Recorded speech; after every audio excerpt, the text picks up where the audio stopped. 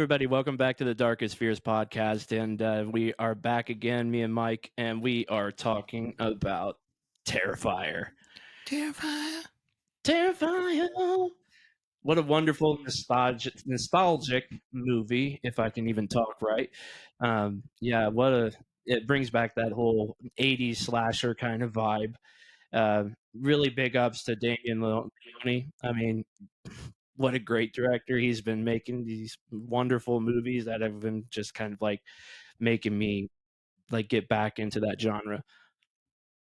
Yeah, I've ragged on slashers a fair amount since I've been a guest, and I can't complain about this one. It fucking definitely hits that groove and is just in the pocket the whole fucking movie. I will say I like this one a little more than 2. If I saw All Hallows Eve, I don't really remember it, but I think 2 was a little too long for me, and some of it was just too fantastical for me. But this one, I mean, you can laugh through the whole thing, but at the same time, you're like, should I really be laughing right now? Because this is kind of fucking creepy and wild. Rewatched it last night for the second time ever and totally loved it. Just as much as the first time. I mean, it's just really impressive. Funnily enough, I checked out the budget today. Oh man, the big reveal. Compared to Demons Within. Yeah. I believe, I could be wrong, like 35,000 for like Terrifier. And I think like over 100,000 for Demons Within. Dang. If that knowledge is correct, and if IMDb is correct. Shoo. What a disappointment, man. What a disappointment. Like, we're you not had here that for that, kind of though. money and you couldn't even push out a good movie. We're not here for that, though. I just wanted to bring that up. Yeah. I can understand not having somebody in your back pocket that's good with practical effects. I really wouldn't know what to do if me and you tried to make a movie and was like, how are we going to make 6 practical effects? Like, I can't fucking tell you the first place to begin. Condoms and blood. We'll go the trauma route. See if that works. If that doesn't work, we're fucked. But yeah. Just looked that up last night and was pretty blown away by that. Yeah, that's really interesting that Damien Leone could push out such a great movie for so little money. That means that he has great vision, for one. I mean, you cannot argue that this movie, with David Howard Thornton in the shoes as Art the Clown, there's so much charisma in that character. There's even some likability in the character a little bit. It's really weird how you can kind of like laugh and play along with Art throughout this movie, because some of the shit that he does is pretty hilarious. Right.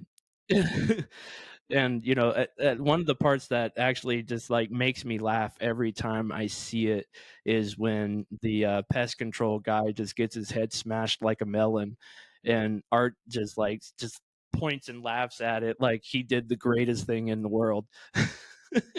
Yeah. There were 2 parts that broke me last night. I mean, you already had reminded me of the pest control guy. My big laugh, obviously, was fucking the bike horn. Like, when she's just, like, screaming and he's reaching for her, and then he's like, hang on, and then just, like, sticks the bike horn through and honks it at her. Like, that and the tiny bicycle. Like, these are all things I completely forgot about. Because the first time I watched the movie, I was not able to pay a lot of attention, but I knew I was enjoying what I was seeing, and I had somebody there with me who was complaining and was like, this is stupid, this looks like shit, which is funny. It's like, it all just fits so well. Like, first of all, that warehouse is fucking disgusting. Just like every single inch of it is gross as shit. Right. The streets, the pizza parlor, it all, like, harkens back to those 70s, 80s slashers, and it just fits it so well. But none of the camera work or cinematography is just like, oh, this is awful. Like, that's what sets it apart. Is like it's still focused, it's still in frame, the shots are still good. Yeah, I mean, like, even for so little money, the camera work and the lighting, everything in this movie still, like, itches that scratch, man. I mean, you cannot, like, complain a lot about the cinematography in this movie. Some of the acting is a little, Yeah, I'd say that's my questionable. least favorite. There's some acting where I'm just like, what are you doing? But it's whatever, man. It's I think my also like, my f like, favorite guys in the movies is the pizza guys. Those guys yeah. those guys are It's so also a funny. campy slasher. Like you're not gonna have the Right. best acting ever. And I think even if you did, it wouldn't really, it wouldn't really affect it that much. It wouldn't really up it that much. Right, and I totally agree because, it doesn't affect the movie or the flow of everything, and I think that's one of the gripes about the second one is that the flow was kind of, like, messed up a little bit towards, like, the ending and everything because you thought, like, it was just gonna end, and then it didn't, and it just kept going, so it kinda threw me off a little bit, Yeah. but in the first one, the flow in that movie is just perfection for a slasher. You can't you don't fall asleep, you don't get bored with it. It has the perfect cat and mouse for a little while, but you think that the final girl is gonna be the one girl, but it's not, and ends up being Right. the sister. And, I think that's also another original kind of idea that they threw out there, kinda a little bit of a plot twist, which I thought was cool. Yeah, my favorite character by far is definitely the mortician. He's just fucking hilarious and sells it the whole fucking time. Um, yeah, and I will say, like, 3/4 of the way through, you might start to feel that lull, but you're almost done. Like, it doesn't really overstay its welcome. Um, and I think Terrifier 2 was just a bit too long for my taste, but it's still great. And the gore in Terrifier 2 is way over the top. But I think once it gets that far, it kind of loses its impact. Um, I read that a lot of people had an issue with the hacksaw scene in this one, which is just like pause and think about this for a second. How fast he sawed that woman in half. Like, there's only one really wild shot in the hacksaw scene where I would probably be like, "Oh man, I'm bummed my 12-year-old son saw that. That was pretty wild." But like, most of it is just like goofy kind of, shots that are obviously fake. There's one Right. shot that I'm like, "Holy shit" about, but you know, it's just funny because he does it in record time, and it's just like nobody considers that at all. Like, Right. and I also love that he's very frail and very weak. Like he gets bitch slapped over and over and like knocked over completely, and it's just fucking hysterical because like he's a very original character. Right. I hope we don't get a big prequel dose of like how did art become art because I like him being just a fucking Oh, goofy yeah, ass like mystery. yeah, exactly. I love how mysterious the character is, like, he's just, something that is, and doesn't really have, like, this backstory like most slashers do. And I really like that, like you said, he's frail and, he's just like a skinny little bitch almost, but and like that's like a trope that is like with most slashers, it's a hulking kind of dude that's going to be killing everybody. With most slashers, like with Jason or Hatchet, and all those other kind of movies. But with like Freddy Krueger, which I know is like one of your favorites, he was a thinner guy, not as intimidating, but psychologically, he will fuck Yeah, you he had up. the superpowers.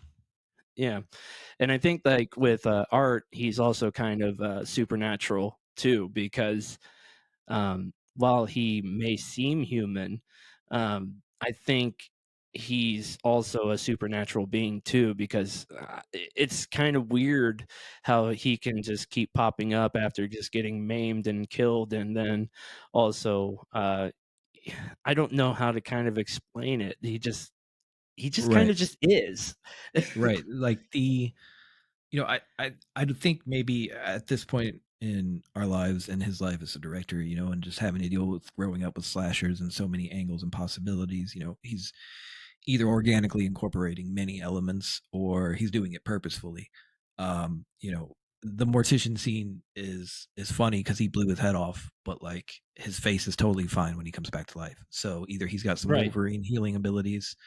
That also is kind of like, to me, maybe it's not actually what it is, but like a nod of Jason Goes to Hell. That scene where they're like, "Oh, we finally got him," and then he possesses the mortician. And as far as Wikipedia said, which we know how that is easily changed, it said that he's back for Terrifier 2 because he was possessed by a dark presence in the morgue or a dark spirit. Um, and Yeah, that could which go is either kind of way. alluded to at the end with all the lightning and the morgue and everything. Right, right. And I just love that he's not explained, and I hope we don't get that. I want to just leave it like wide open for what we could be dealing with. I think that's part of, I'll call him Michael Myers because everybody calls him the Presence now, and I still don't understand that. But Gay. he's supernatural. He's fucking always right behind you, like, and that makes him great. Like we don't have to try to explain that shit. Um, and I went on and on about how I think slashers need more story, and I would like the ones with more background, like The Burning and Right. Prowler and shit like that. But here, I think the absence of story is what makes it great. Like, I couldn't even imagine if you had chlorophobia and you were scared of clowns and you saw this fucking movie. Like, he's like fucking cute to me half the time. The way he smiles and like jokes around. Like in the beginning, I'm like, man, if you were just nice to this dude, you'd probably get off scot free. Like he's probably on an honor system, like Jason or something. But you had to be like drunk bitches and just treat them like shit. So I don't know. Maybe that's why you got, but it's Yeah, I just think funny. that's what, kinda set it all off because, the dumb blonde, kinda fucks with him in the pizza parlor. I don't know if they just would've left him alone, if it just would've been, like, a whole different story or not, because, like, again, art is completely, like, uncontrollable. He's unpredictable, and that's one of the great things about him. You don't know what he is going to do next. And I think that's what sets him apart from like all the classic slashers. Because with the classic slashers, they have motive. He's just kind of like, well, if you fuck with me, you're gonna get what you're gonna get, and it's not gonna be pretty. I just don't know. I don't know like a lot about him, and I think that's what makes this movie so great. Right. And I would totally agree because like I said, I love story and all that. And, you know, I think it benefits not having a lot of story here. Like, and having to deal with just slashers just watering down horror for so long. I mean, like to me, the biggest offender and downfall and series that I don't find any enjoyment in a Scream, like from front Ugh, to back. I'm like, why does this exist? Why is this here? Wes Craven did it, and it's like you mastered this shit before anybody else. You don't have to make fun of it now. Just I don't know what you're doing, man. And um, you know, I don't know if it's the fact that I hadn't seen a good slasher in so long, or the fact that this is just a straight up great slasher. And I think it's the latter. The longer that Terrifier's been out, the longer I'm like, it's just good. Like that's all it is. Like I could go watch another slasher right now, and it probably won't compare to me to this. no. I mean, like with, Scream, I think with because I actually watched the Robert Englund, documentary, and they went into a little bit about that because when the fall of Nightmare on Elm Street happened, in came Scream with Wes Craven, which is, the first one, I'll admit, I enjoyed it when I was younger. And I think it played all to all the 90s tropes and, all the jokes, if you do this, or if you all the rules in horror movies and all that shit. It played to the 90s to a T. And I after that with Scream, I could really give a fuck less. Because with 2, the only person that I liked in the movie who ended up who wasn't even in the movie for, like, 2 seconds was, Jamie Kennedy, and after that, after his part in the movie is kind of fucking pointless. I don't I don't care about the movie after that. Jamie Kennedy was one of the characters in the first movie that I actually liked, along with, Stu, who's played by Matthew Lillard. Matthew Lillard is an amazing actor, and I love everything that he does. But everybody else in the movie could go fuck off for all I care. Yeah, shout out to Matthew Lillard in Twin Peaks: The Return. He's fucking great in that. And yeah, I think I ruined Scream for myself because I saw Scary Movie before I saw Scream. So I think there was no point to ever watch that movie. And that was my thing, is like Scary Movie 1 and 2 were just slaughtering every horror movie that came out the second they came out. Right. I mean, The Haunting, 13 Ghosts, like House on Haunted Hill, like all that shit they had jokes about. And it's like their jokes were so specific that you didn't need to like watch the Watch movie the if you movie. already heard Yeah. the joke. Like, Scary Movie 1 is basically Scream. Like, it's fucking hilarious. And Right. I think I was like too young to watch it or something like that, or I don't remember what it was, but I don't even think I really cared to watch it. Honestly, I was probably watching Terminator 2 for the 50th time instead of that when my parents and family were watching it. Yeah. Or I was already into my Japanese horror phase at that point. But I mean, it's just weird. Like, I put Terrifier on a whim. I didn't know what it was. I honestly like threw it on for one of those movies I didn't care about, just to be like on in the background, and then it ended up just grabbing me the whole fucking time. And like Same. they nailed the fucking music and atmosphere too. I Oh mean, yeah, I love even the '80s dark wave throughout the entire thing. right, That even when vibe. something wild is going on that's like, so ridiculous it's hilarious, you're still just like uneasy laughing about it, just from like just the dirges in that fucking movie. They're fucking great. I mean, he's riding a little tricycle around and it's just like bow, bow, bow. Bow. It's just so fucking good. Yeah, dude. Because with this movie, when I heard like all the dark wave kind of soundtrack and everything, that was when I was kind of getting into the synth wave stuff. So it like hit right at a good point. And I like you, I put this on a whim. I didn't know what it was. I had heard like a couple of people talk about Art the Clown, and it wasn't that big at that moment. I knew nothing about All Hallows Eve. Uh, but as soon as I got done watching it, I was like, man, I need to know more about this. I need to know more about this character.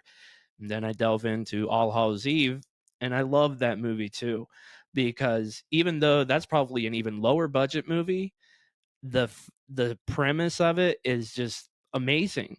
It's original. Nobody's done it before.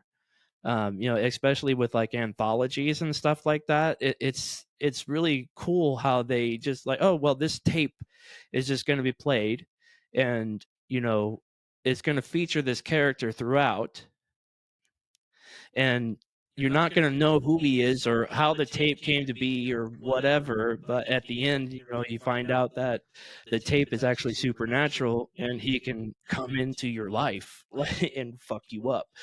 And it's really cool how they did that. So, side note: All Hallows Eve budget was $15,000. Yeah. Yeah, like, and that just speaks to the talent that, Damien has as a director. I mean, he could make anything on such a low budget, and I think it would still be fucking good. Yeah, I mean, you know, uh, another thing that's really hard to do, which is funny because a lot of people try to do it, like horror movies, is sci-fi movies on a low budget. Um, you know, Studios are notorious for not wanting to take on projects because they're like, this would simply cost too much. And it's like I can think of 40 examples where they spent like, you know, $10,000 to $30,000 on a fucking sci-fi movie, and it's great. Um, There's also plenty of examples of where it wasn't great, but yeah, I mean, it's just really, really good and really tight. I think to just see how much fun they had making it. I mean, obviously, they knew what they were doing. They knew how ridiculous it would be. Um, and I probably put it on just because it reminded me of the Pig Destroyer record. Honestly, thinking back, but I just think we got lucky being blessed with this one for sure. Like, I can't really think of too many movies since in this style or like the amount of hype that Terrifier 2 had. It was all people talked about until it came out. Like, and people still talk about it constantly. Right. I'm gonna play just the opening scene, which is really interesting because I was actually pointing this out to you before we started recording this. That the reporter in the beginning that is interviewing the person that I believe is from Hallows Eve that survived um, is the same person that played the babysitter in All Hallows Eve. So let me share that. Welcome back to the program. If you're just tuning in, I'm sitting here live with the sole survivor of the Miles County Massacre, which occurred exactly 1 year ago today. I've worked on the show for many years, and I've never sat across from someone who has a story to tell quite like yours. Thank you again for taking the time to sit down and speak with me. It's my pleasure. Now, when we left off, we were talking about the moment you woke up from the coma. Do you remember your initial reaction when you first saw your face? Yes. Would you like to share that with us? I wish I was dead. Do you still feel that way? People are frightened by the way that I look, especially children. And it's really difficult for me to deal with that, so isolation is ideal. Now, what about your attacker? The man identified only as Art the Clown. There's a lot of controversy surrounding his supposed death. The authorities issued a statement claiming that his body disappeared from the county coroner's office the morning after the attack. He's dead. I saw it happen.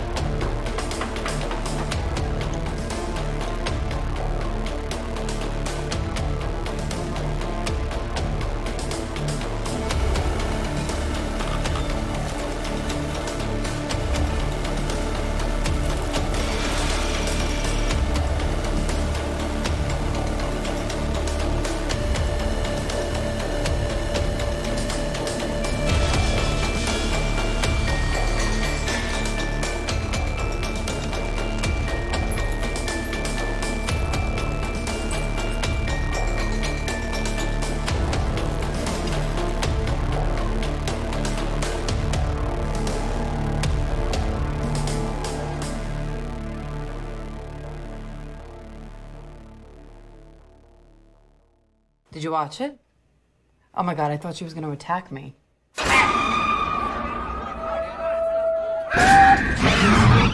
My heart was pounding the entire time.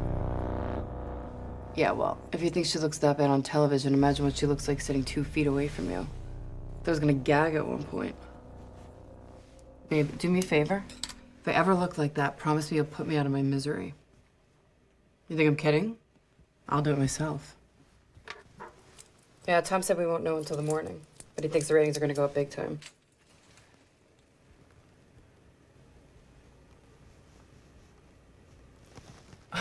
Exactly. We finally figured out the formula for success. Faceless victims and a host in jeopardy. Yeah, watch next month. It's gonna be called Monica's House of Horrors. Shit. Hey, can I call you back? I have like 50 people calling me. Okay. All right, love you too. Bye. Hello? Tom?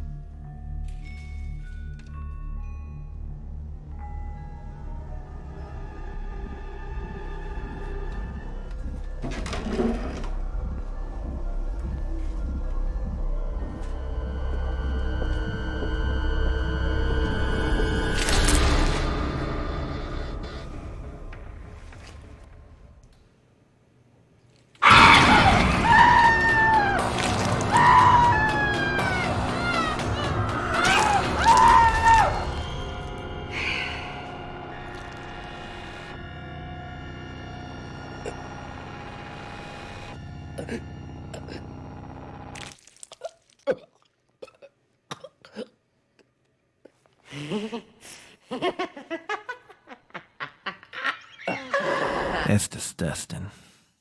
Dude, and there's a couple of things that stand out to me in the credits. Before we get to the credits, though, good luck on that job interview. That line at the very end, like, just fucking broke me. Like, where's she gonna work? What's she gonna do? Nothing. What kind of fucking hospitals, like, we're gonna give you therapy, psychiatry, reconstructive surgery, kinda. Although I don't know what they reconstructed, but they didn't do a good job. And then your parents are going to pick you up. You're a grown woman, and your parents are going to take care of you the rest of your life. But good luck on that job interview. Right. Bitch, I ain't even had an interview yet. What the fuck? Okay, I'm done. No, but like the credits when it's rolling, like the first thing that like pops in my head is Nightmare on Elm Street 1. Like it's so reminiscent of that, like, you know, with Freddy getting his glove put together and everything, and this kind of just reminds me of that. The music, even like the music is kind of reminiscent of that kind of thing too. And there is one thing that Art does in this movie that kind of reminds me, that's a little bit of a callback to Freddy. When he's looking for the first girl and she's hiding in under the car, and he slides the scalpel against the window, and you can hear the creak or whatever it makes. And like that's a callback. And I think that was maybe intentional. I don't know. I think it's just one of those things that work regardless of the intention. Like, I don't even want to like look at somebody making that sound, let alone hear them making that sound. Side note, though, I don't know what I was watching the other day, but it might have been a preview for the Robert Englund documentary, but it cut back to a scene, and I'm pretty sure it's Nightmare 1, and I have to fucking like just point this out because it's been making me giggle. But I want to say it's her nightmare in the very beginning where she sees the sheep. Because I remember that scene very vividly, because, like, you know, being an older person, when you're showing a younger family member like their first horror movies, like there's always like, oh, I can't wait to let you see this. I can't wait to let you see this. See, I first took my nephew to see War of the Worlds, and I had read it like 3 times. I would not go to class, but I would sit out of the hallway next to my class. And so like I would like basically have this relationship with my teacher, like, I'm not going to do any fucking work in your class, so send me out in the hall. So I'd just spend an hour and a half outside reading.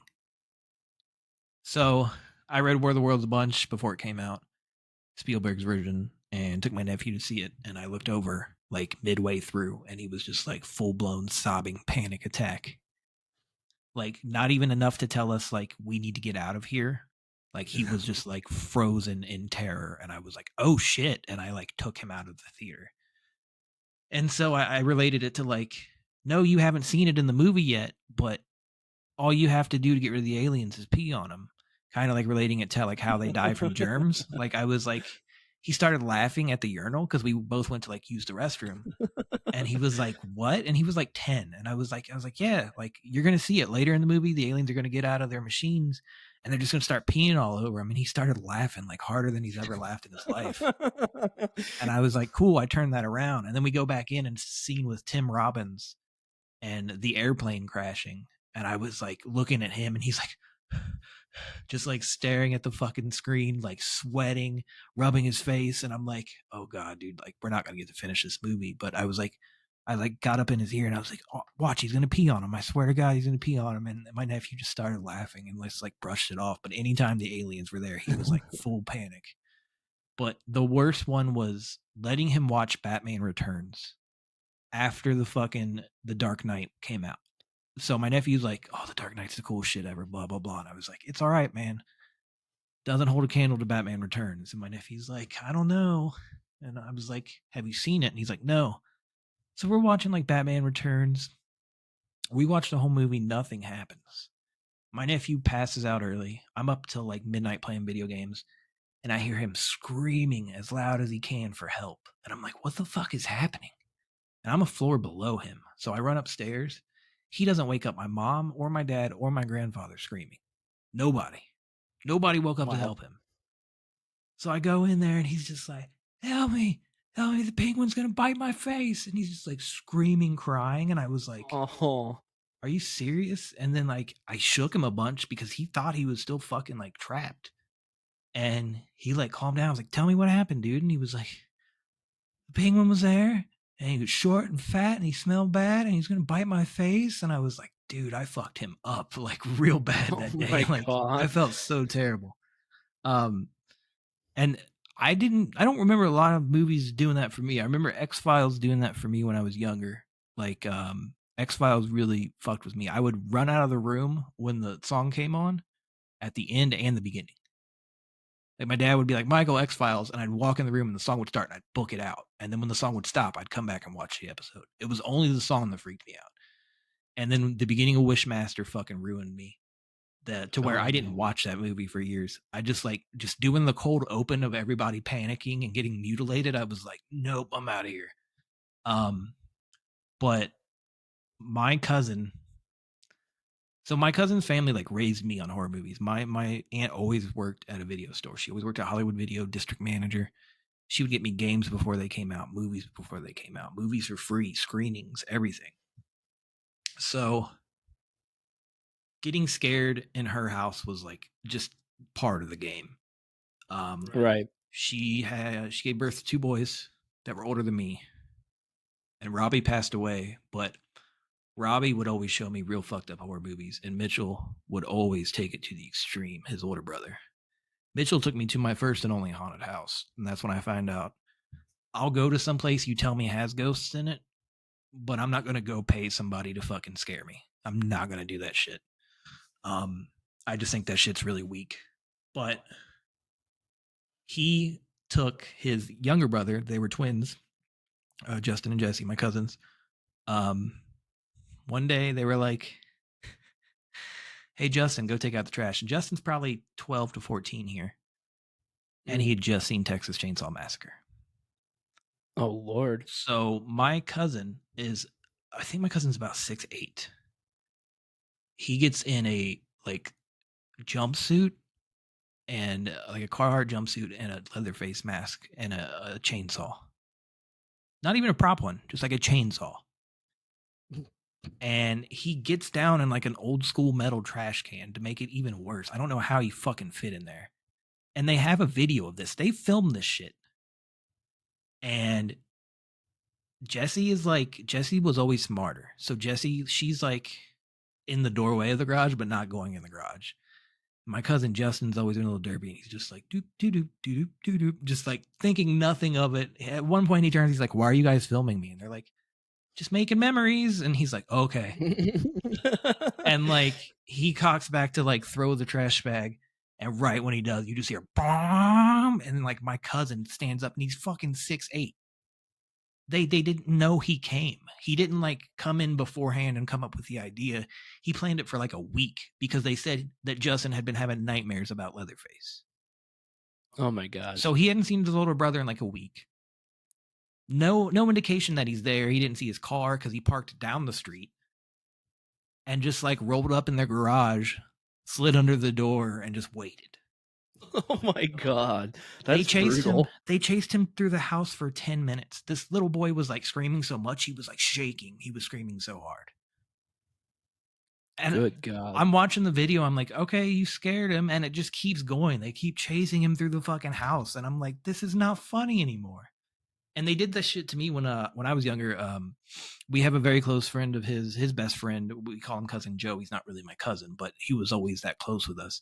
He used to have like long fucking metalhead hair.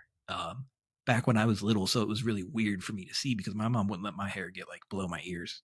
So he would always have that, and he'd always be wearing like a baseball hat. So he just looked like a Megadeth like reject. And he could flip his eyelids inside out. So one day when Mitchell lived with me, him and Joe come home drunk. They both flip their eyelids out. Now my cousin Mitchell is a ginger. And then you have Joe who's tan with long hair and like it's really poofy and like fucking like just big haired out. And they both flip their eyelids inside out. And we had those rugs with the spikes on the bottom. Oh God. They flipped that over. And it was like the length of our hallway. It's like a 50-foot rug. And I run Right. down that motherfucker after I take a piss barefoot. And they keep chasing me down the same hallway with their eyelids flipped inside out. And it's dark as fuck. And it seemed like it was an hour long, dude. Like my sisters weren't home. Nobody was there to help me. Like I was just like fucking terrified. And I just bring that up because Justin, his first horror movie I watched with him was Nightmare on Elm Street. I'm like, dude, we got to start at the beginning. We rented like 3 or 4 of them because my aunt worked at Hollywood Video, so we could just grab shit. Right. And I was like, we're going to do my favorite. And we're maybe 5 minutes into the first one. And I'm like, I'm jazzed. I look over at Jessie and she's like kind of bored. And I look over at him and he's terrified. He's fucking terrified, dude. Nothing's happened yet. All you do is you see her and the sheep and he's like, I'm out. And I always think about like, what about that scene had to get under his skin? And then I saw the part after it. It must have been on that Robert Englund documentary trailer or something. But it was just a scene where Freddy is first chasing her down the street. Yeah. And he's just like this, like a gorilla.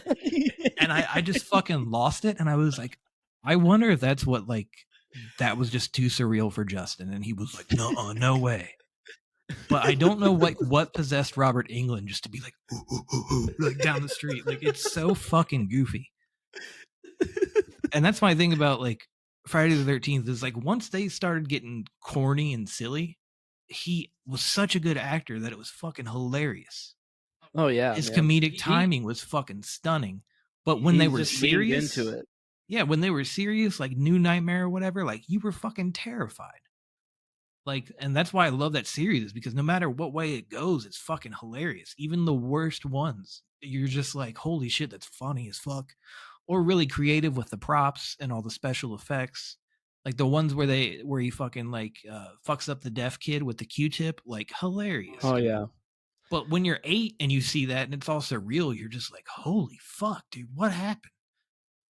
Yeah, and I mean, you know, like with, welcome to primetime, bitch. Like, come on. Right. I mean, that's like a classic line, but yeah, like with that, with how good Robert Englund was as Freddy, he was originally just an improv guy.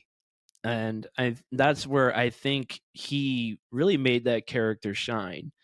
And you learn a lot about that in the documentary, which I won't go much into because if you haven't seen it yet, I won't go into much about it. But it's really cool how Robert became this character, but and he even said throughout time he kind of started like getting tired of it, started getting bored of it, but in the end he just ended up just accepting like this is who I am. And like it's not, and like he made a child killer and molester like popular. Like how can you do that? Like it's amazing how he can make a character like that so likable. Yeah, and I mean, you know, let's not get too off topic, but it is really weird that you bring that up because you know, Jason had a hockey mask. You know, that's mostly what kids latched on to. As far as like kids that, you know, weren't really allowed to indulge in horror, would occasionally see it like once every blue moon or have like older family members and friends tell them about it. I was never very partial to Michael, but I think if I would have been older and kind of caught the wave of Michael becoming Michael, I probably would have been more into it. But I was pretty much there for Freddy. And it's really weird. He had like a cartoon. He had action figures. He had fucking the TV show Freddy's Nightmares. Like Mhm. it's really a weird thing. It was kind of like Swamp Thing. Like Swamp Thing was fucking terrifying as a comic, terrifying as an idea and a concept. Then what do you get? You get the fucking Swamp Thing cartoon that fucking ruled. You had all the sweet ass toys. The WB show was really good, actually. It was pretty fucking cool The recent if you one ever that was watched like it. pretty gory with the Phantom Yeah. Stranger in it by Yeah. played by Macon Blair. Dude, yeah, it was Yeah. fucking good. That's one of the things, like when DC started canceling shit, I was like, they're gonna cancel this immediately because it's good. Watch, and then boom, it was fucking done. It And I was was like, gone. Yeah. dude, and not to mention Wes Craven is tied in with Swamp Thing 1 and 2. Like that original sci-fi show with the creepy fucking monologue in the intro. Like it's really weird how such wild shit children latched onto, and maybe it was because of Freddy's appearance. Or by the time the mid 90s rolled around, he was doing those fucking like really extravagant death scenes with all the surreal props and shit like that. So Yeah. they didn't really focus on the fact that he was a molester and rapist and shit like that anymore. Because even I don't know too much about his history except for the initial opening blurb about Springfield, Ohio, and what he was originally wanted for and all that. Yeah. And I think like bringing it back to like charisma in a character, and I don't know if David Howard Thornton got like the influence from Freddie, but Freddie was so charismatic, and so is Art. Like Art is such a charismatic character, but he doesn't say a word. It's all in his character acting, and it's all in his facial expressions, his emotions, and his moves, and everything. Like you can carry a character like that without saying a word. That is talent. And I think like that's what makes Art so great. Like that's what makes him like a bust out character. And I think that's why Terrifier picked up so much traction after it came out, is because David just brought this character to a whole new level. And with the original actor, I can't remember his name from All Hallows Eve. He was he was okay, but he didn't have that charisma, I think, that David has, that really brings this character to a whole new level. Yeah, I think he retired right after All Hallows Eve. And I don't know too much about that one, but it does seem like there's two archetypes for your slasher. You either got your silent dude, who Michael Myers, Jason, they don't say shit, they don't do shit, they're just there to fuck the day up. But then you got Freddy, who I'm sure half the teens would wish would shut the fuck up. Just like get it over with. I'm tired of listening to your bullshit. Your jokes are terrible. But actually, I just okay, scratch that. It, I was just thinking, I would like to see like a behind the scenes thing. If Art really did fuck up and make noises while they were filming and they were just taken out in post, or if he Yeah. or if he mimed the whole time. But it says a lot to be so charismatic just through your actions and your smiles and emotions and not say a fucking word the whole movie. It's pretty great. Um, yeah, I mean that's one of the best parts about it. It's like some of the times when he gets hit and stuff, I was listening like, oh, I wonder if he lets out like a big gasp or like a ooh or something like that. But like, you don't hear anything from him at all when he gets hurt. Yeah, and like kind of just like bringing like his bringing up his way that he can carry the story without saying a word. Like the first like real scene with Art in the pizza parlor, where he just kind of gets up and he sits down with his black bag full of tricks and goodies, and he just instantly changes from like, okay, I'm just kind of moseying about to a 1,000-yard stare to the main girl, and he just does not take his eyes off of her, and it's like almost like uncomfortable how he just does not look away, and she's noticing it, but the blonde girl's like too fucking drunk to even care. One thing I will say I do hate is her fucking like, oh my god, we have to eat before I can drive home. And then when she gets her food, she's like, Oh my god, yeah, picking it like a chicken.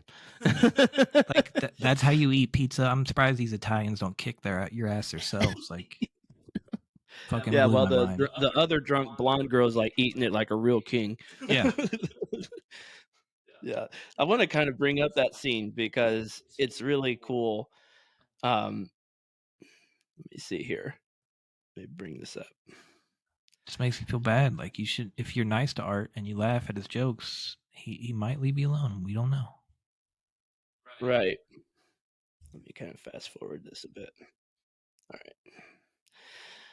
Let's share this because it's just such a interesting. I mean, the whole movie is interesting with how he doesn't say a word. Plus, how many times But- did the pest control guy fumble? Like, you're in this movie like 7 times, and you have the ability to stop this madness. Yeah. It's like, get away, bitch! I gotta take care of these Oh, guys. you're a sick. Right. Where Oh, am I it gonna ain't go? cockroaches, My but wife? it's rats. Same shit. Maybe another 2 hours? All right. All right, bye.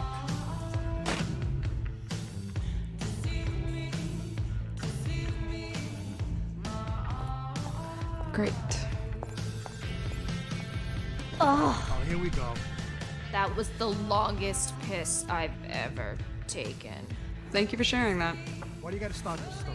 This guy wants me to meet him at his apartment right now. What a shocker. I told him I would. What? I'm kidding. I have a little more self-respect than that. If you only had a brain. Oh, I'm on the phone. Got you. I've been wanting to use that one all night. Congratulations.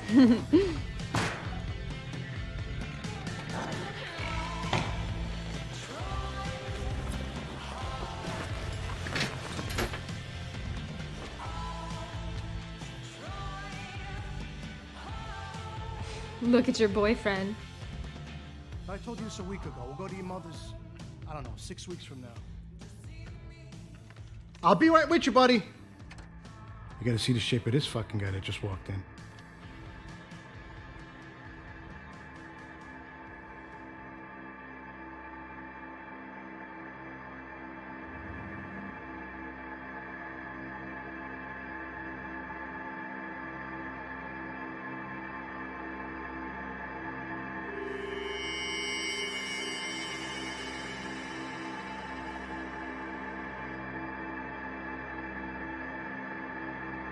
Are you okay?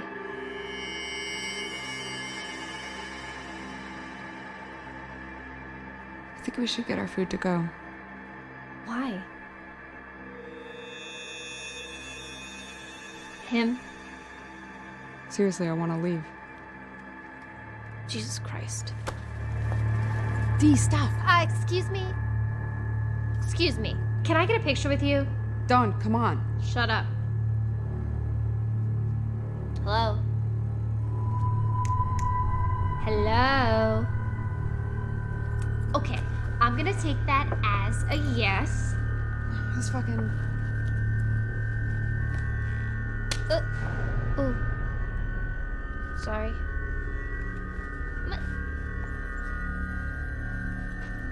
Hello? Jimbo, what's going on, brother? Fucked up night, as usual. Oh yeah? You're just up in a tutu? Thanks. What the hell is wrong with you? What, did you think he was gonna hack me up into little pieces or something? What can I get for you, buddy? Hey. Hello? If you don't order anything, you're gonna have to leave. You already have 8 likes. Can you hear me in there? Oh, Oh, God, it's gonna be a long night.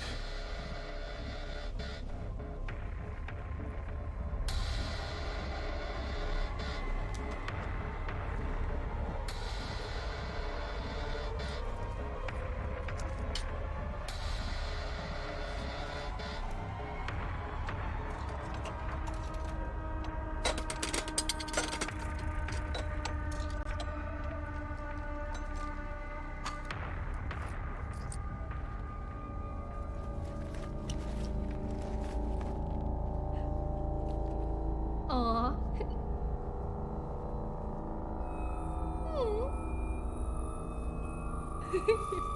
What are you doing?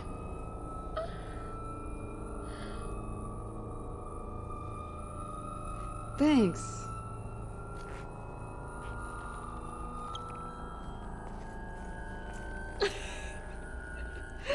Okay, not for nothing, but that's the nicest thing a guy has done for you all night. Seriously? What the fuck? And then he goes and drops the demon doo-doo. Yeah, dude, the doo-doo part is just so funny. I just like that, like, the horror is instantly like, I bet he was jerking off in there. Yeah. No, he had to take a giant nervous shit because he just proposed, ma'am. Right. If you only knew what men went through. Right.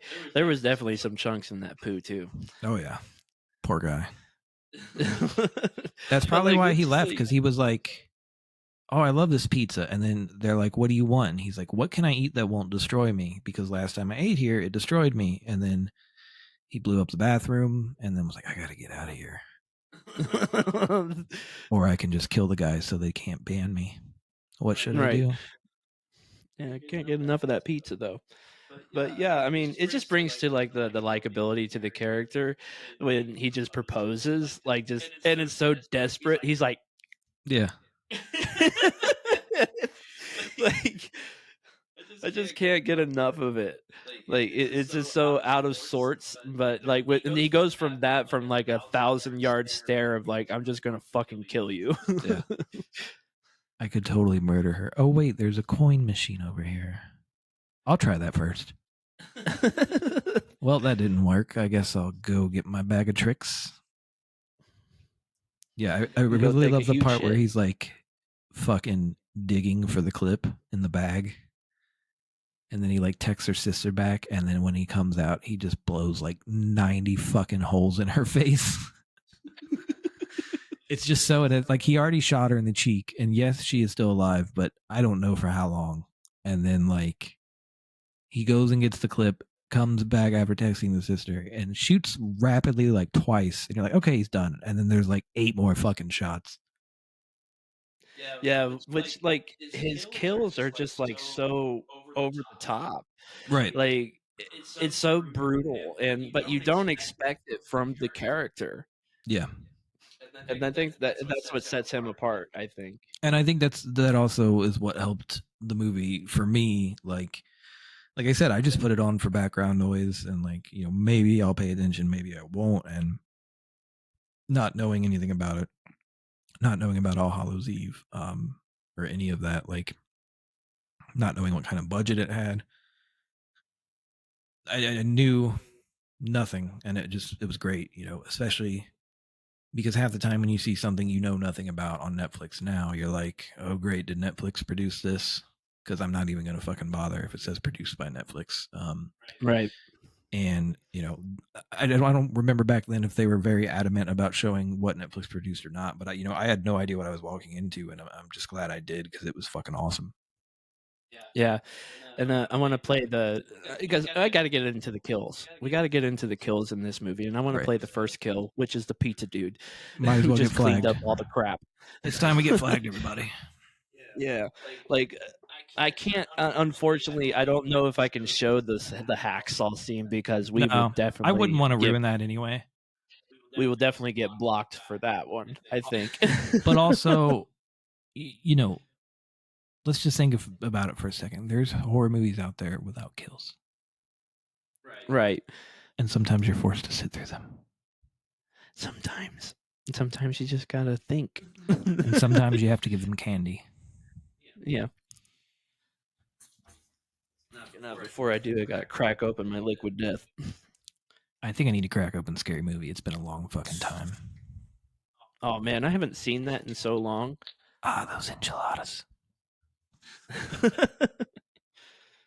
All right, so we're gonna pull up the first kill scene, which this is a slasher, so we got to get into the kills. Steve!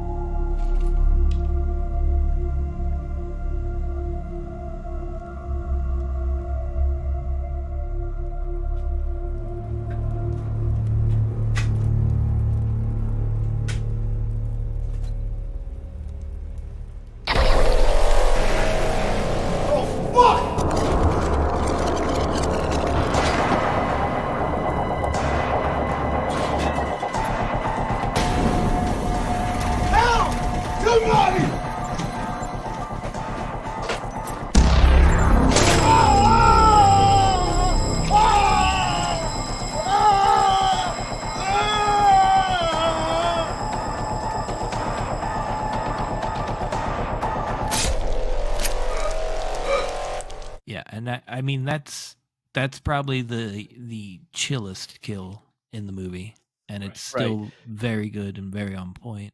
Everything is crisp and clear for dollars. And like the knife when it goes into the dude, he's still moving his face, and like it just looks perfect.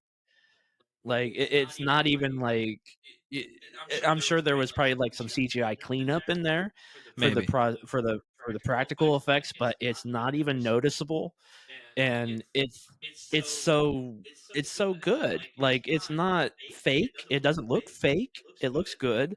The head, of course, like the jack-o'-lantern head, looks super fake, but it looks it looks cool. I think you're more shocked by what happened there than worrying about if it looks good or not. Like, he fucking made somebody into a jack-o'-lantern, like, and quick.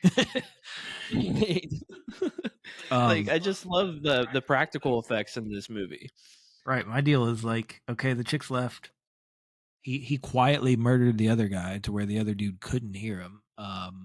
Or, like he was yelling in the bathroom and didn't respond. Who knows how good they can hear each other when they're in the bathroom. But regardless, he manages to murder the guy and turn him into a fucking pumpkin before the other guy can even notice. Like, so, that's talent. And right, while he's in the bathroom complaining about the poo and how he makes the food, and it's not sanitary.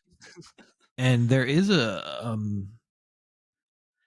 what I'm pretty sure is prosthetics later in the movie, and like you can tell they're prosthetics, but even then I'm shocked at how good they fucking look, because it's of the main chick's face. I think it's when she gets shot, and like I think it's just like a fake bust of her head, but it's so on point that I was like, holy shit, man.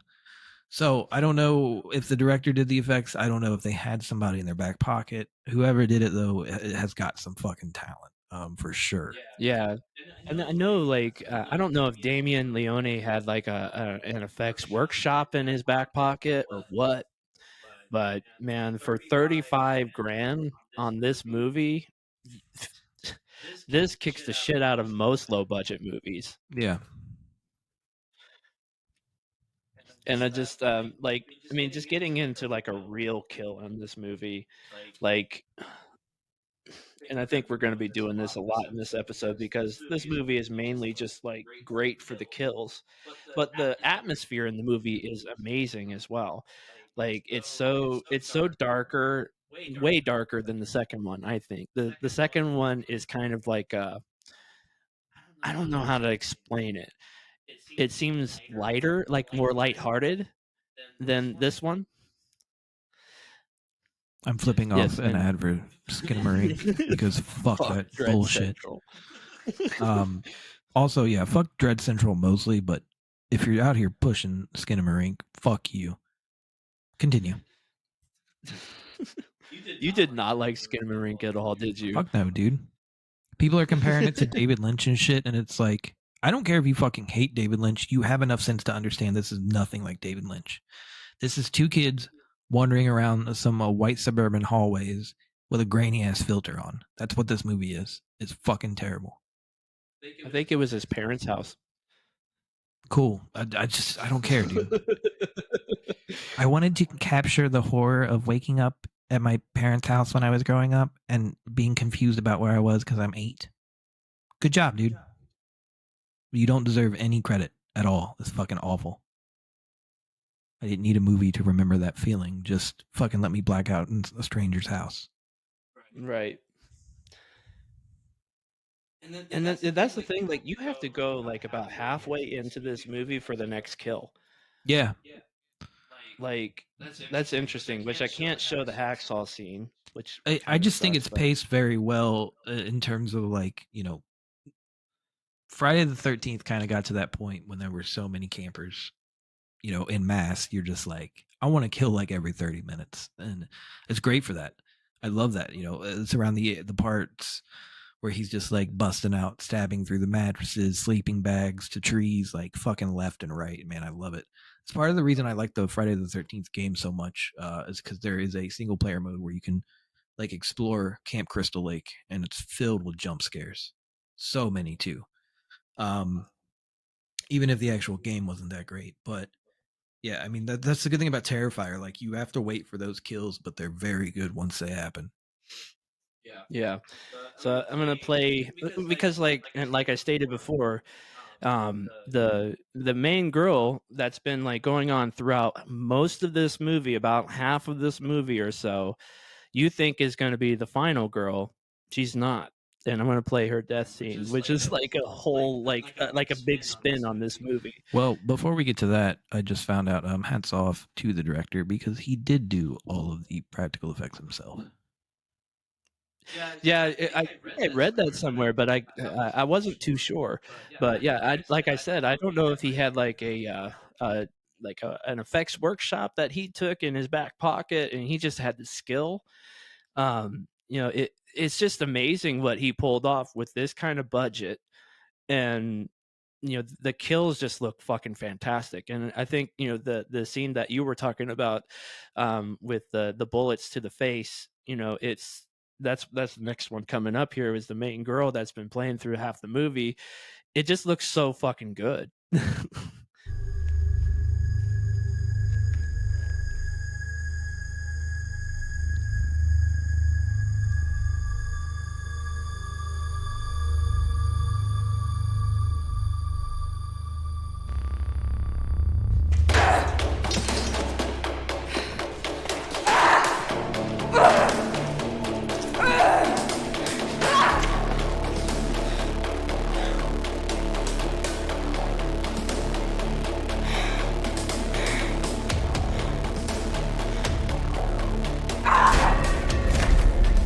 Come on, motherfucker!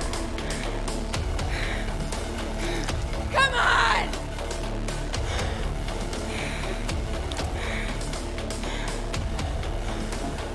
Get up! Get the fuck up!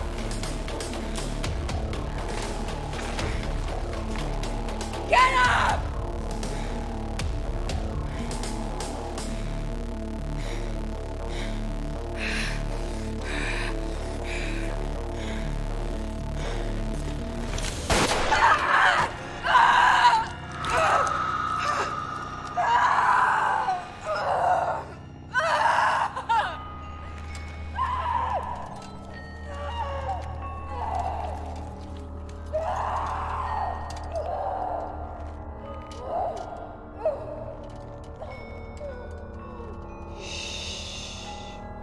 It's all right, Mommy. It's only the wind. It can't hurt you. I won't let anything hurt you.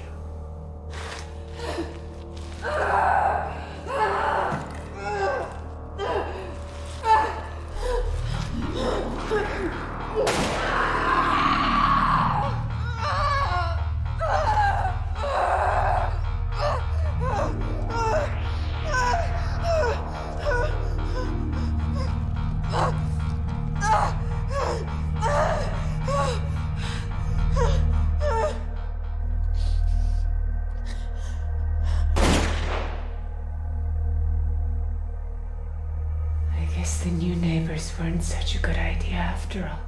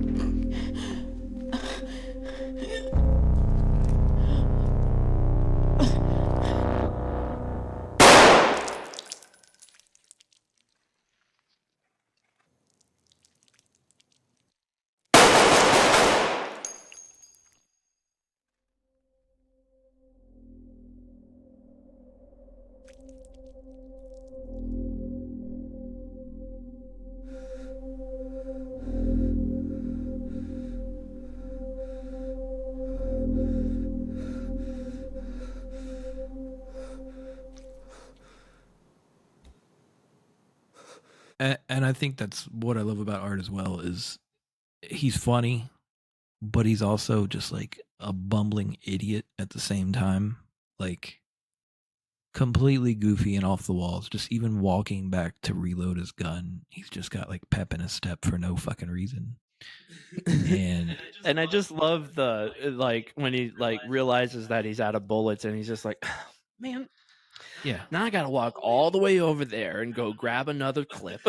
yeah, it's like his kills are so gory in this first one, but it's like maybe he just doesn't feel anything when he's doing them, so he goes over the top.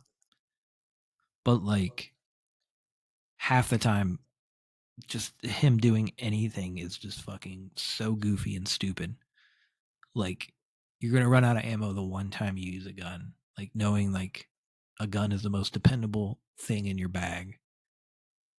You're gonna fucking short round the clip, or you're going to just have a little tiny bike to ride around in circles in between kills. And as a girl has a fucking giant ass, I don't even know what to call it, that self-defense wand or whatever that happened to be laying in the garage already extended, the baton, to crack you over the head with. As you're reaching for her through the door, you're just gonna say, oh yeah, take this, and honk a bike horn at her. But that's before you go get in a fucking giant truck and run her the fuck over. Like, it's just great because like he's a clown and there's always time for comedy. He's weak, he can get slapped around, he can get knocked the fuck down. And it's not even that he's very surprising. He's very deliberate half the time. He wants you to see him coming. And I don't know, it's just a fucking awesome ass character and an awesome ass well done movie. I agree, man. I don't know. There's not really much more to say. Like, it's just, I'm so glad that Damien Leone is getting the success that he's getting now. And, with Terrifier 2 banking millions of dollars on, like, I think the budget, because, Terrifier 1 made him some money. So I think the budget on that one was like 300,000, if I'm not mistaken. But yeah, and then he made his return on that movie and more. And now with Terrifier 3 coming out in 2024, it's just really. I'm just glad that So, $250,000 for Terrifier 2 budget. Yeah, so it's close. Do you know how much Smile cost? I don't even want to know. $17 million. $17 million for that? Dude, what are you guys doing with money? This is like as bad as giving politicians money. What the fuck is happening? And I'm not saying that I hated Smile. No, this is like when Trump gets questioned, like, and where does all your money go? You don't pay taxes. You use tax loopholes. And he's like, yeah, I use them. You know why I use them? Because you all fucking use them. This is just exactly what this is. Like, Terrifier could make a great movie for the price of like a super nice sports car.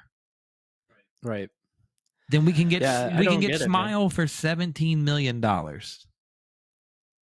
Where did all that fucking money go? Where'd all that money go? I haven't even seen that money, but I guarantee it's not as demanding. Thirdly, how much did Halloween Ends cost? Dude, that probably cost like 300 families, like all their life savings, and probably more than the Earth is worth. 33 million USD. That's just stupid, dude. And that movie fucking blew. I'm sorry. I hope it did. I hope John Carpenter got a nice fucking penny off that for some reason. Oh, I'm sure he did, dude. I mean, I'm sure he did. I hope he went out and bought a state-of-the-art synth for a new record, because that's fucking insane. Yeah. I with Halloween Ends, when I saw that, I was just like, Oh, man, you're gonna Friday the 13th like New Blood this, and not in a good way at all. Yeah, and I mean, as of November 8th, 2022, this website said Terrifier 2 passed 10 million on a 250K budget. Wow. Yeah. Yeah, man. Like that's just, and you know what that is, man? That's hard work. Oh yeah, the dude totally deserves it. Like, no questions asked. Even if I liked Terrifier 2 less, like, he fucking deserves it. Like with the budget and everything, and making this movie just like become a smash hit like that, that really just says something. Also, if anybody ever watches this and truly has a story about somebody passing out or throwing up seeing a horror movie, please let me know so I can make fun of you. Because because we know that you're probably lying. Even if you're not lying and like something really does fuck with you and you have a phobia, like I do want to hear about it. But I'm firmly in the fucking category of this being a ruse by studios. Oh yeah, I mean it's probably a marketing ploy. I know, and I don't fault them for that. But I mean, I feel like with the Demons Within, they did the same thing, like inspired by true events. Right, and there's there's scenes I've seen that have made me nauseous as fuck, but I've never upchucked. Right. There's panic attacks that I've had that have made me feel like I'm passing out. In fact, when I was young, we didn't know if I had an epileptic condition or if I had an anxiety condition, and we still don't know. But every time I've been tested for epilepsy, it's been a no. I mean, I can stare at a strobe light till I fucking till the next morning happens, and I'll be fine. I won't have a seizure. But yeah, man, I just always hear that, and I never hear the stories of it happening. It's always just like an undisclosed number of people in an undisclosed city have lost consciousness while watching Terrifier 2. And it's like, even the director said, like, I would like people to feel like disturbed while watching my movie or seeing something crazy on the screen, but I don't want harm to come to them. So, I mean, if they're actually being harmed by what they're seeing, that sucks, which I think is the appropriate response. But I'm just saying, if you've ever had that happen, let me know, because I just want to hear about it. And if it's weak, I'm gonna make fun of you. But yeah, like I don't know. I mean, I've watched a lot of Japanese torture porn movies, and they've definitely soured my stomach as I get older, and I'm just like not like, oh, this is wild anymore. I'm kind of just like, this is going to be the highlight of the movie, and it's just making me nauseous watching it.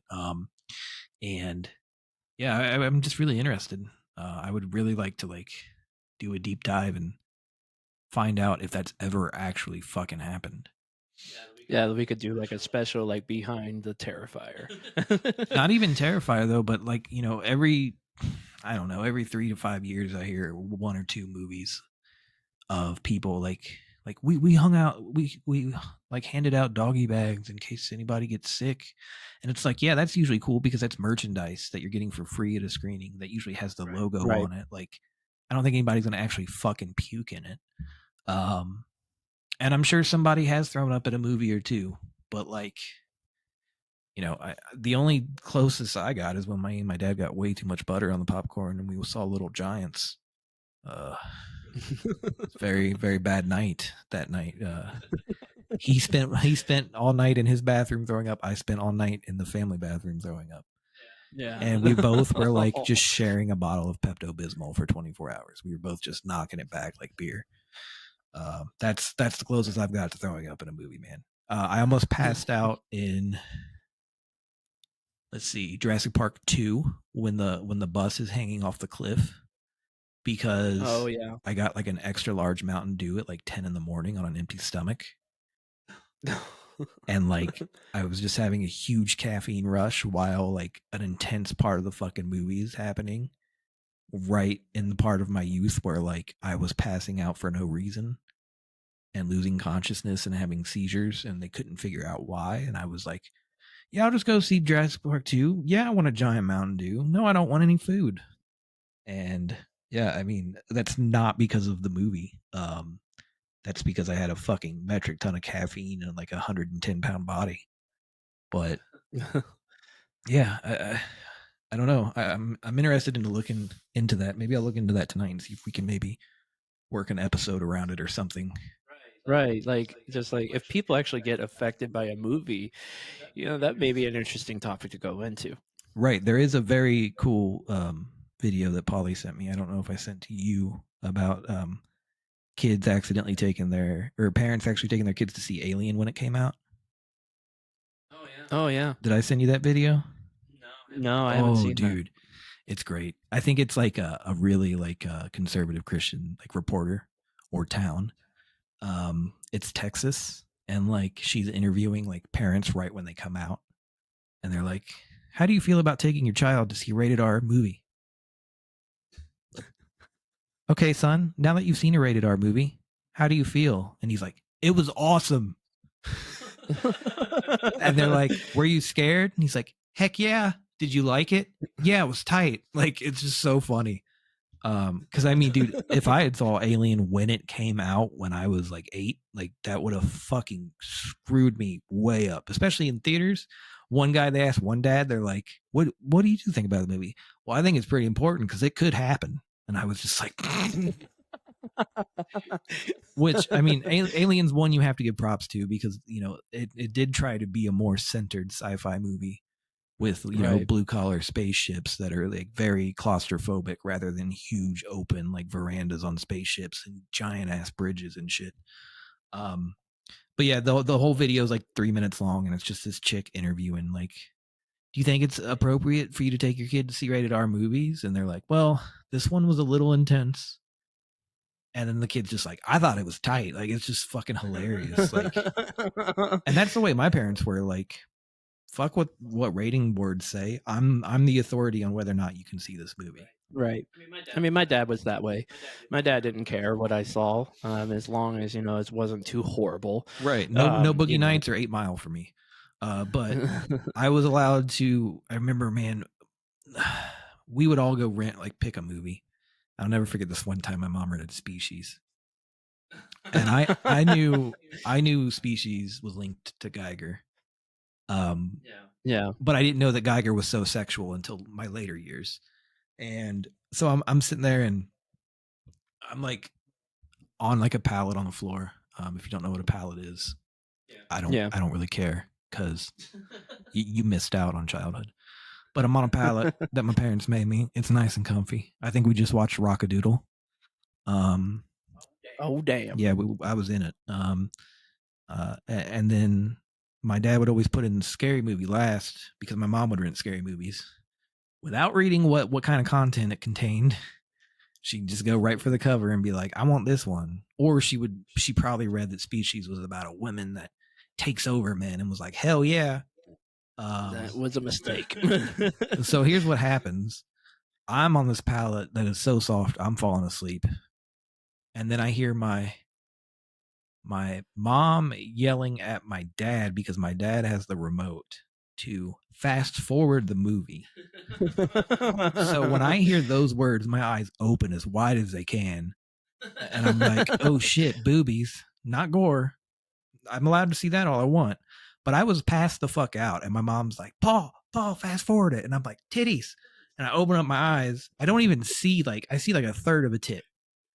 And then like I just feel my dad's fucking hand like over my face while he's trying to fast forward. And he's like, "Sherry, why do you always rent this garbage? Like, he'll let me watch a war movie with people blown to bits, but like the second a boobie came on screen, it was like, no, he'll be tainted."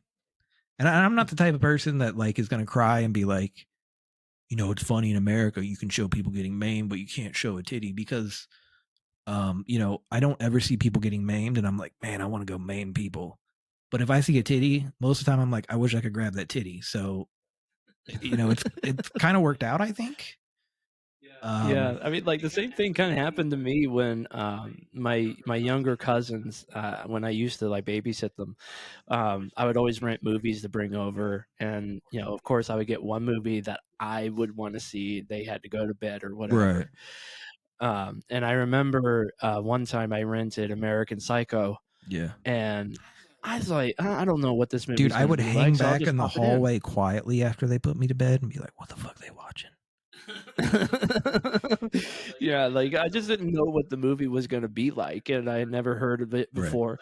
So I popped it in, and then like all these like sex scenes were going on, and I'm like, oh man, I probably should not be watching this while watching them. Yeah. I remember like, so Titanic was coming out. We did a big unit on Titanic in 6th grade in like science and history class. So like I would learn about the history of the Titanic, like all the different classes and how like the class divide was so large. And then I would go into science class, and then my fucking teacher would be like, yo, this is the science of how the Titanic sank. So it was really tight. Then we all went to IMAX to watch James Cameron's like personally self-filmed, self-produced like underwater Titanic movie where he went to the wreckage. And Yeah. I was like, dude, James Cameron's the shit. Like, that's the thing. Like, I'll talk shit on James Cameron all day. Like, they just added Avatar, or they're getting ready to add Avatar to streaming, and I can't wait to watch it and be like, oh, cool. It's already up. Yeah, it's Pocahontas already on Part Max. 2, y'all look out. This is so revolutionary because I forgot Pocahontas and Ferngully existed. But anyway, like, you know, I'll always talk trash on Cameron and Avatar especially, but like the dude fucking does his research. Like he did The Abyss because he loved fucking being deep underwater with all his millions of dollars in tiny ass submarines. So I see the fucking IMAX movie and I'm like, this is dope. Can't wait to see the actual movie in theaters. And of course you're bored as fuck because you're 10 years old and you're like, nothing is happening. I don't care about any of this shit. Leo hadn't hit his stride. You know, like Kate Winslet, who gives a flying fuck. And then the titties come out, and I just remember my sister like fucking put her hands over my face, and I was so mad that I'd sat through so much of that movie that I slapped her hands away in the middle of the theater. I was just like, crack. And she just kept looking at me and holding her hand, and I was just like staring at the screen, just like with vengeance, dude. I was so fucking mad. And then, like, once that guy got his head chopped off by the propeller, I was like, this is the tightest movie I've ever seen in my fucking life. And I never watched it again. I remember my parents bought the VHS pack that it had to come on 2 VHSs. Yeah. And my dad had that. It's still in fucking shrink wrap at my parents' house. Like, nobody in my family has ever watched Titanic again, dude. My dad loved that movie. Yeah, like, he I watched it on TV I don't know a how few many times. But, I mean, other than that, like, my school hyped it up so much, and I was just like, this is fucking boring as fuck. But apparently it was supposed to be like, I was reading about that the other day too, and it was supposed to be less of a romance deal. They just kind of like made it more romance like towards the end of production and writing. Yeah. Which is a little unfortunate. It was supposed to be more disaster based. And I don't care what science you did, Cameron. Yeah, I don't care what science you did, Cameron. Leo could have fit on that raft. That motherfucker weighed $1.05 soaking wet. Exactly. And I bring this argument up every fucking time. And like, you know, my wife always like brings it up, and I'm like, no, he could have fit on the goddamn door. the best Van Halen song may be "Women and Children" first, but they got the women and children off first, and then since they were off, he should have pushed her ass off first and got on that raft first. Boom. But yes, he could have fit on that goddamn door. And that's the end of that. Yeah, dude, he was like carrying Gilbert Grape weight right then. He would have been fine. Right. Living on hot dogs. Right. Well, so I want to play the one more scene because I'm not going to go like too crazy on these scenes, but there's a lot of great scenes. But I just want to see this guy's head get smashed like a melon because it's so hysterical. And I want to find it if I can. Pretty sure this is where it's right after he calls the cops. Yes, he's conscious, but I have no idea for how long. Where is the assailant now? I knocked him out. If this guy wakes up, we are not safe here. This guy is armed, and he's a total fucking maniac. Okay, sir. What I want you to do now is just remain calm and stay on the line with me until the police arrive. Look, we are not staying here. I'm taking this girl to the emergency room. You just get your asses down here now! I got my truck outside. Can you walk? Mm-hmm. Okay, come on. Let's get out of here.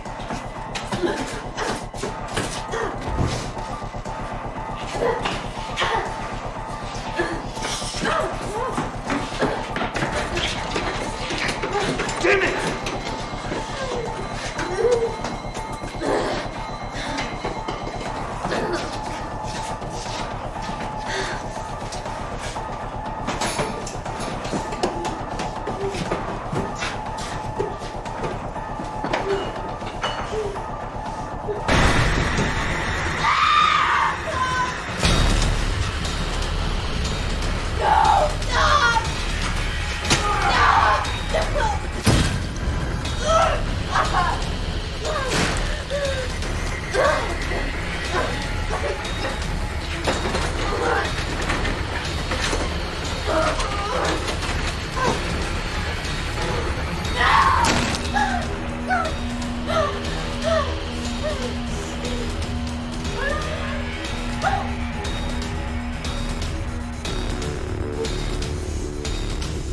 I mean, the thing is, even when he's like hardcore serious, I'm coming to fuck you up. It's hilarious, and so funny, dude. Like, he's just like, yeah, dude, he totally did not expect that head to bust like that.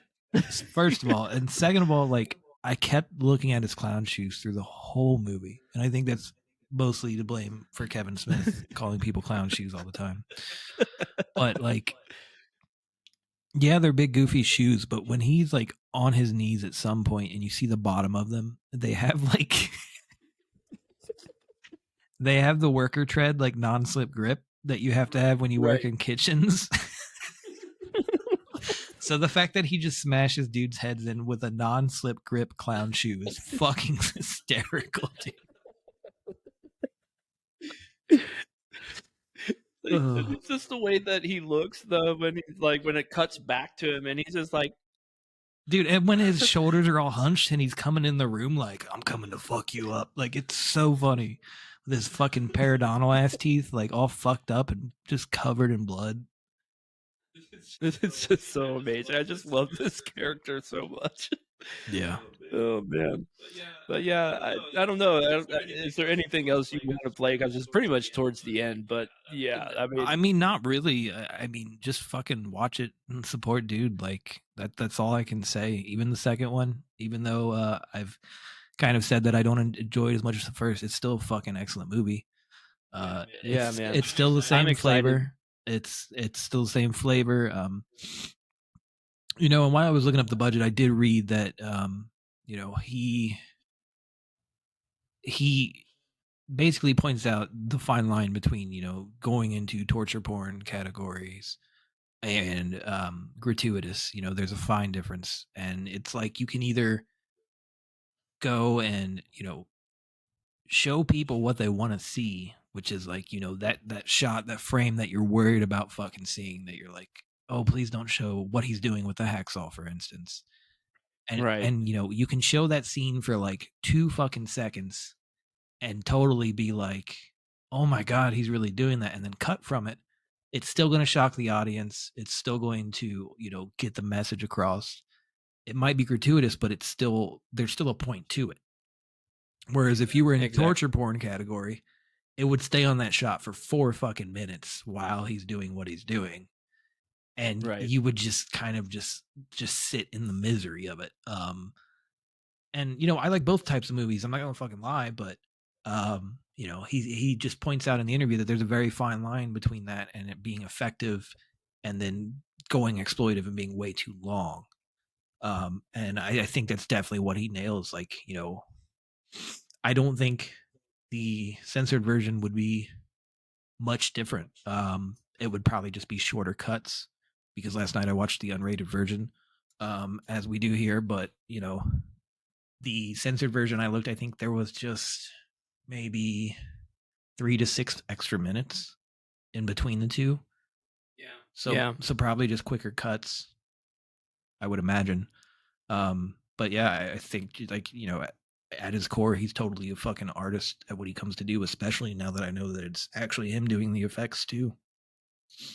Yeah, man. I think it's great to see new up and coming directors with such talent doing this you know, movie, especially with this kind of movie. It's so gory, it's so over the top, but it's so accessible for other people. And the notoriety and the popularity of this movie and this character, I think, speaks for itself. And I think it's really awesome that Damien brought this new character to light. And I'm excited to see what he does with Terrifier 3 in 2024. You know, we got to wait a year, but hell, man, I'm in for it. Yeah, and when it comes to waiting, I feel waiting is always worth it, especially when you know you're not taking a shot in the dark. You know, I've wanted Guillermo del Toro to do At the Mountains of Madness for fucking years, but if he was to announce he was finally making that, I would fucking just be on pins and needles, nervous, not excited, but nervous. I don't know if he has that in him anymore. But with Terrifier, it's like I haven't seen 3-4 turds from him. I haven't seen a big struggle of him trying to do what he wants to do and just failing. I've just seen fucking great ass movies from him. So, I'm totally excited. And a lot of people fucking always dread that shit. They're always like, oh, they announced a movie and it's not even going to come out for 2 years. And it's like, just be quiet and let him work. Don't let him rush it. Just let him take his Right. time and just fucking nail it. And that's my thing about waiting is like, yes, I could die tomorrow, but I have no problem fucking waiting around for something that's going to be worth it. Right. And I think that kind of wraps it up for this episode. Thank you so much, everybody, for tuning in, and, hit that like and subscribe, and make sure you get that bell for the notification so that way you don't miss any more of our videos. Again, this is Ben and Mike with the Darkest Fears podcast, and you all have a good day. Okay. Yep. Thanks for listening, everybody. And please rub my nipples. Have a good night. Boom.